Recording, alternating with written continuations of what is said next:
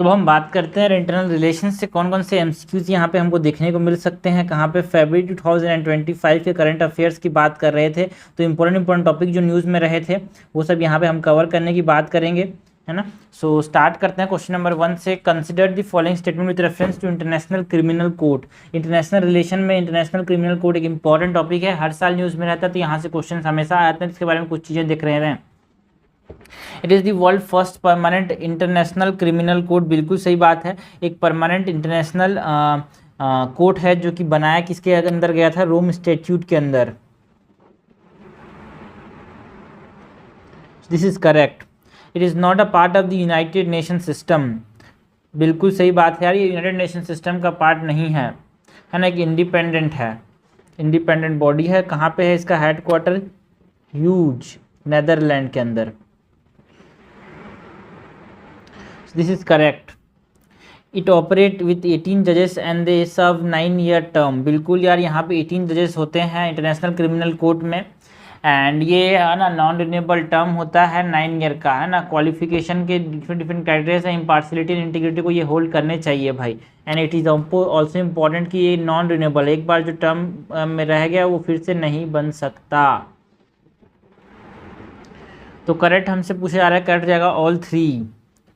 Question number 2 क्या है, consider the following statement regarding the United States Agency for International Development. USAIDs की बात करनी, United station for United States Agency for International Development, USAIDs, United Nation Agency for International Development, USAID, United States Agency for International Development के बारे में हमसे correct पूछा जा रहा है। न्यूज़ में इसलिए था बिकॉज डोनाल्ड ट्रंप ने क्या किया, US Agency for International Development के वर्क फोर्स को कम किया भाई, इसके लिए न्यूज़ में था। And it was establish in 1961 during the cold war era, बिल्कुल यार, कोल्ड वॉर एरा के समय इसको बनाया गया था जॉन एफ कैनेडी के द्वारा, है ना। सिग्निफिकेंस ये कि जो यूएस एड्स है ना, एक आम मतलब एक तरह से फॉरेन पॉलिसी के लिए क्रूशियल आर्म है भाई, है ना। एंड डिप्लोमेटिक इन्फ्लुएंस डालता है, ग्लोबल डेवलपमेंट को सपोर्ट करता है ना। एंड लोगों को जो मतलब गरीब देश है उनको गरीबी से लड़ने में मदद करता है, डेमोक्रेटिक रिफॉर्म्स को यहाँ पर प्रमोट करता है, डिजास्टर के समय उनको मदद करने की बात करता है।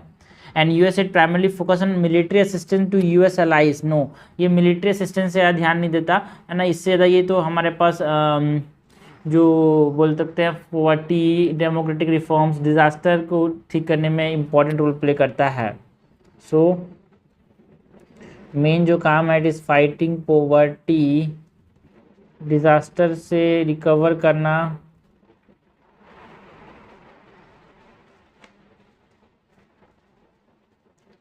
Promoting democratic reform,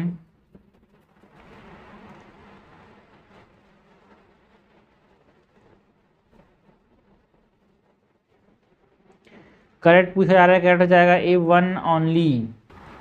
question number 3 क्या है यार, recently India sign agreement like defence partnership India DPI and the star streak with which of the following countries. जो डिफेंस पार्टनरशिप इंडिया है या फिर स्टार स्ट्रीक है वो इंडिया ने किसके साथ साइन किया, यूनाइटेड किंगडम के साथ साइन किया है, यूनाइटेड स्टेट्स के साथ नहीं, यूके के साथ, ये हमेशा याद रखना है, ठीक है। तो डिफेंस पार्टनरशिप इंडिया DPI जो है एक हमारे पास ये मिलिट्री मिनिस्ट्री ऑफ डिफेंस ने यहाँ पे एक साइन किया है। एंड ये जो स्टार स्टिक है ना, वो हाई वेलोसिटी मिसाइल्स के सप्लाई के लिए है।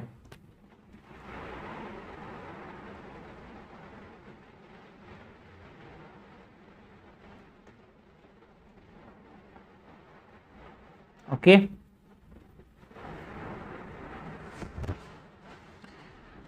क्वेश्चन नंबर 4 क्या है, which of the following countries are the part of the European Free Trade Association. European Free Trade Association का इनमें से कौन कौन से कंट्रीज जो हैं वो पार्ट है, वो हमसे पूछा जा रहा है, ठीक है। सो France is a part of the European Free Trade association, ना भाई ना। इसमें आइसलैंड है, 4 कंट्रीज हैं, आइसलैंड, लिechtenstein,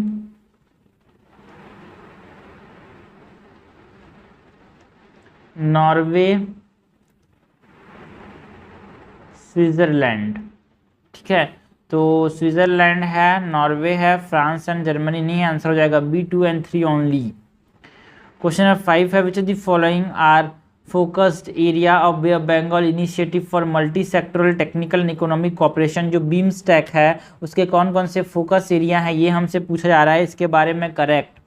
ठीक है, तो बीमस्टेक यहाँ पे न्यूज़ में था बिकॉज इंडिया ने फर्स्ट बीमस्टेक यूथ समिट को होस्ट किया था कहाँ पे, फरवरी के अंदर गांधीनगर गुजरात में, इसलिए न्यूज़ में था। ठीक है, एंड बीमस्टेक के जो 6 सेक्टर जहाँ पे ये फोकस करता है, 6 सेक्टर्स है यहाँ पे, है ना। कौन कौन से भाई, ट्रेड है, टेक्नोलॉजी, याद रखना ये, ट्रेड, टेक्नोलॉजी, एनर्जी, ट्रांसपोर्ट,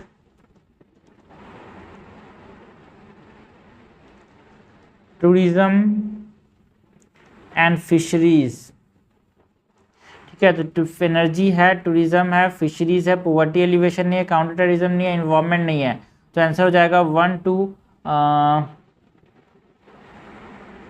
ये शुरुआत में थे 6 यार, बट बाद में इसको एक्सपांड किया। तो मैं बोला ना ये 6 नहीं है, इसको बाद में एक्सपांड करके एग्रीकल्चर यहाँ पे ऐड कर दिया गया, पब्लिक हेल्थ, ठीक है, poverty alleviation, counter terrorism, environment, people to people contact, climate change.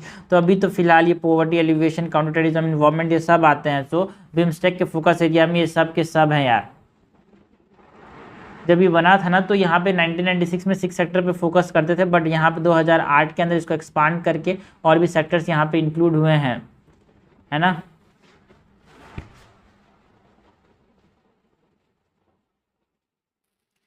Question number 6 है, which the following statement is not correct about the NB8 countries. हमसे नॉट करेक्ट पूछा जा रहा है भाई, किसके बारे में, NB8 कंट्रीज के बारे में। NB8 कंट्रीज में करेक्ट क्या नहीं है ये हमसे पूछा जा रहा है। NB8 कंट्रीज का मतलब क्या, नॉर्डिक बाल्टिक 8 कंट्रीज जो हैं, जिसमें हमारे पास 8 कंट्रीज आते हैं, है ना। डेनमार्क आता है, फिनलैंड आता है, आइसलैंड आता है, नॉर्वे, स्वीडन, एस्टोनिया और L2, Latvia and Lithuania. Not correct पूछा जा रहा है ना। All NB8 countries are the member of European Union, यार बिल्कुल गलत स्टेटमेंट है। क्या, not all NB8 countries are in European Union. ठीक है, आइसलैंड एंड नॉर्वे जो है ये किसका पार्ट नहीं है, यूरोपियन यूनियन का पार्ट नहीं है। The Nordic countries of NB8 include Denmark, Finland, Iceland, Norway, Sweden. बिल्कुल सही बात है, ये गलत है, हमसे गलत तो पूछा जा रहा है। The Baltic state in NB8 include Estonia, Latvia, Lithuania. बिल्कुल सही बात है। NBA countries cooperate closely on cyber security and defence policies. बिल्कुल यार, आपस में ये है ना, cyber security and internal matters related, हमारे पास बॉर्डर रिलेटेड मैटर्स को डिस्कस करते हैं आपस में। सो ये बिल्कुल सही बात है। Question number 7, the term CCAM, that is centre for cellular and molecular platform and Horizon 2047 और 2047 have recently appeared in the news।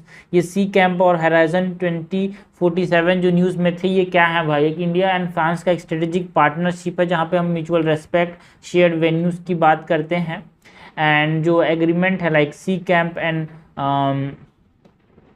जो Horizon 24 है वो इंडिया, देखो Horizon 24 जो है वो इंडिया एंड फ्रांस का एक डिफेंस स्टार्टअप एक्सीलेंस ने, है ना, यहाँ पे इसको लॉन्च किया था। एक तरह से इंडस्ट्रियल रोड मैप है।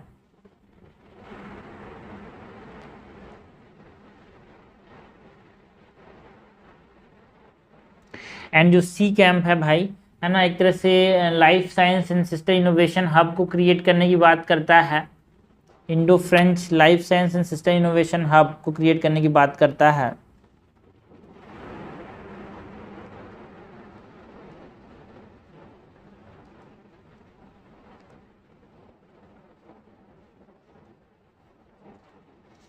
Okay, this initiative indicate that India is strengthening its cooperation with which of the following countries। सबको पता है ये जो CCAM और Horizon जो है वो फ्रांस के साथ है।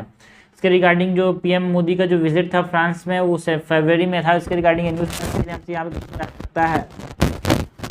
क्वेश्चन नंबर 8 है, recently India announce trust initiative as a bilateral agreement with which of the following countries. जो ट्रस्ट इनिशिएटिव है वो किसके साथ है भाई, ये यूनाइटेड स्टेट्स के साथ यहाँ पे एक इनिशिएटिव है। ट्रस्ट का मतलब क्या है, India US transforming retailizing strategic technology, ठीक है, trust, transforming relationship utilizing strategic technology, ये है इसका फुल फॉर्म, यूएस के साथ है। इस तरह से ये क्रिटिकल मिनरल्स हैं, फार्मास्यूटिकल्स हैं, एडवांस मटेरियल्स हैं, उनके रिगार्डिंग ये इनके कॉर्पोरेशन में स्ट्रेंथनिंग प्रोवाइड करने की बात करता है। क्वेश्चन नंबर 9 है यार, with reference to US India 1, 2, 3 civil nuclear agreement, हमको बात करनी है India US 1, 2, 3 civil nuclear agreement की। कंसिडर द फॉलोइंग स्टेटमेंट हमसे करेक्ट पूछा जा रहा है। It allows the US to supply India nuclear fuel technology and reactor for civil energy purpose. जो इंडिया एंड यूएस का जो सिविल न्यूक्लियर एग्रीमेंट है वो क्या करता है यार, न्यूक्लियर फ्यूल सप्लाई करने की बात करता है, बिल्कुल सिविलियन एनर्जी पर्पस के लिए, जो सिविलियन को एनर्जी मिलेगा कहाँ से, इससे, तो ये इसकी बात करते हैं। और साथ में एग्रीमेंट हुआ था, under the agreement India is restricted from weapon development ना, इस एग्रीमेंट के अकॉर्डिंग नो रेस्ट्रिक्शन, मतलब कोई रेस्ट्रिक्शन नहीं है कि भाई वेपन डेवलप नहीं कर सकते, है ना। देखो ये नॉन प्रोलिफरेशन कमिटमेंट है, ठीक है। India in exchange agree to separate its civilian and military nuclear program, ठीक है, ये सिविलियन के लिए अलग है और मिलिट्री के लिए अलग है, सो दिस इज इनकरेक्ट यार, it is a non proliferation commitment.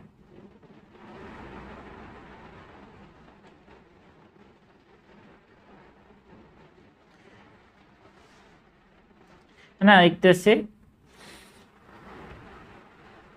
जो न्यूक्लियर नॉन प्रोलिफरेशन ट्रीटी होता है ना, एग्रीमेंट जिसमें इंडिया को न्यूक्लियर वेपन डेवलप करने की पावर नहीं मिलती है, as India is not state signatory to NPT, NPT है ना, उसको हमने साइन नहीं किया है। करेक्ट हमसे पूछा है, करेक्ट जाएगा A1 ओनली। क्वेश्चन नंबर 10 है, consider the following statement regarding the national finance corporation. International finance corporation की बात करनी है, आईएफसी की बात करनी है। आईएफसी के बारे में करेक्ट पूछा जा रहा है। It is a member of the world bank group, IFC is the member of the world bank group. बिल्कुल यार, एक प्राइवेट सेक्टर आर्म है वर्ल्ड बैंक का। It was established in 1965 to support private sector investment in developing economies, है ना। It was establish in 1965 पे जो international finance corporation है वो 1965 में एस्टेब्लिश किया गया था। क्या गलत है भाई, ये 1956 में यहाँ पे एस्टेब्लिश किया गया था। एक तरह से लार्ज ग्लोबल डेवलपमेंट इंस्टीट्यूशन है जो कि प्राइवेट सेक्टर को इमर्जिंग मार्केट के रूप में बनाने की कोशिश करता है। एंड आईएफसी जो है इंटरनेशनल फाइनेंस कॉरपोरेशन का इंडिया मेंबर है। बिल्कुल करेक्ट हमसे पूछा जा रहा है, करेक्ट हो जाएगा 1 और 3, आंसर हो जाएगा सी। क्वेश्चन नंबर 11 है, with reference to the Vienna convention on diplomatic relation. हमको बात किसकी करनी है, Vienna convention on diplomatic relation के बारे में करेक्ट पूछा जा रहा है, ठीक है। तो जो पहली बात तो वियना कन्वेंशन है क्या भाई, एक तरह से डिप्लोमेसी बिटवीन इंडिपेंडेंट स्टेट्स को यहाँ पे ये गवर्न करता है, कैसे डिप्लोमेसी होना चाहिए, है ना। कि कोई डिप्लोमेट अगर इंडिया से कहीं रशिया में काम कर रहा है या फिर यूएसए में काम कर रहे हैं तो उसके अंदर क्या क्या उसकी चीज़ें हैं, क्या क्या वो कर सकते हैं, क्या क्या वो नहीं कर सकते, कि वहाँ का गवर्नमेंट क्या क्या उसके बारे में क्या क्या एक्शन ले सकती है, नहीं ले सकती, वो सब यहाँ पे बताता है Vienna convention. So it provide a framework for functioning of diplomatic mission and the protection of the diplomats. बिल्कुल सही बात है यार। Family members of the diplomat who live with them are not citizen of the host does not receive the same immunity as the diplomat। देखो भाई, privilege and immunity की बात करें तो diplomats can not be arrested and detain, ठीक है, and they are exempted from jurisdiction of the host countries in most of the cases, ठीक है। एंड फैमिली मेंबर जो है डिप्लोमेट के जो उनके साथ रह रहे हैं, है ना, are not citizen of the host countries, है ना। एंड जो सिटीजन नहीं है तो एक तरह से वो डिप्लोमेट्स की तरफ ही उनका इम्यूनिटी दिया जाएगा जो उनके साथ रहते हैं जो बच्चे वो। सो दिस इज क्या हुआ, does not bore receive the same immunity, no they receive the same immunity as the diplomat. Correct हमसे पूछा आ रहा है, करेक्ट हो जाएगा A1 ओनली। क्वेश्चन नंबर 12 है, which among the following countries are the part of the Bay of Bengal programme of inter governmental organization. जो Bay of Bengal program है inter governmental organization का एक पार्ट कौन कौन से हैं ये पूछा जा रहा है। देखो ये जो Bay of Bengal programme of inter governmental organization है 2003 में एस्टेब्लिश किया गया था। तो यहाँ पे जो कोस्टल फिशरीज है ना उसको सस्टेनेबल तरीके से, यहाँ पे जो मछली पकड़ते हैं उसको सस्टेनेबल तरीके से पकड़ने की बात करता है यार, है ना। तो एक तरह से ये बांग्लादेश, इंडिया